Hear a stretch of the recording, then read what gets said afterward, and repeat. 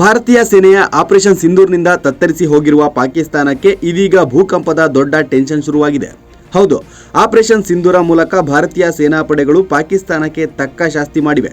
ಇದರ ಬೆನ್ನಲ್ಲೇ ಪಾಕಿಸ್ತಾನದ ಕೆಲವು ಪ್ರದೇಶಗಳಲ್ಲಿ ಮತ್ತೆ ಭೂಕಂಪನದ ಅನುಭವವಾಗಿದೆ. ಈ ಭೂಕಂಪದ ತೀವ್ರತೆಯು ರಿಕ್ಟರ್ ಮಾಪಕದಲ್ಲಿ 4.6ರಷ್ಟು ದಾಖಲಾಗಿದೆ. ಭೂಕಂಪದ ಕೇಂದ್ರ ಬಿಂದು ಪಾಕಿಸ್ತಾನದಲ್ಲಿ 29.12 ಡಿಗ್ರಿ ಉತ್ತರದಲ್ಲಿ ಮತ್ತು 67.26 ಡಿಗ್ರಿ ಪೂರ್ವದಲ್ಲಿ ರೇಖಾಂಶದಲ್ಲಿದ್ದು 10 ಕಿಲೋಮೀಟರ್ ಆಳದಲ್ಲಿ ಕಂಪನ ಸಂಭವಿಸಿದೆ ಎಂದು ತಿಳಿದುಬಂದಿದೆ.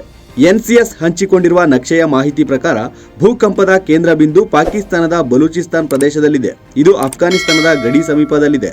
ನಕ್ಷೆಯಲ್ಲಿ ತೋರಿಸಿರುವ ಪ್ರಭಾವದ ಪ್ರದೇಶವು ಕ್ವೆಟಾ ಮತ್ತು ಸುತ್ತಮುತ್ತಲಿನ ಪಟ್ಟಣಗಳಾದ ಚಮನ್ ಮತ್ತು ಸಿಬಿಯನ್ನ ಒಳಗೊಂಡಿವೆ.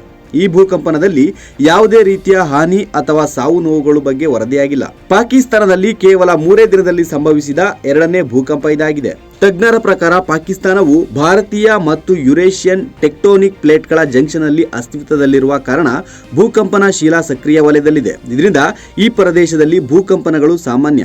ಬಲೂಚಿಸ್ತಾನ್, ಖೈಬರ್ ಪಖ್ತೂನ್ಖ್ವಾ ಮತ್ತು ಗಿಲ್ಗಿಟ್ ಬಲಿಸ್ಟಾನ್ನಂತಹ ಪ್ರದೇಶಗಳು ಯುರೇಷಿಯನ್ ಪ್ಲೇಟ್ನ ದಕ್ಷಿಣ ಅಂಚಿನಲ್ಲಿದ್ದರೆ, ಪಂಜಾಬ್ ಮತ್ತು ಪಾಕಿಸ್ತಾನ ಆಕ್ರಮಿತ ಕಾಶ್ಮೀರಗಳು ಭಾರತೀಯ ಪ್ಲೇಟ್ನ ವಾಯುವ್ಯ ಅಂಚಿನಲ್ಲಿವೆ.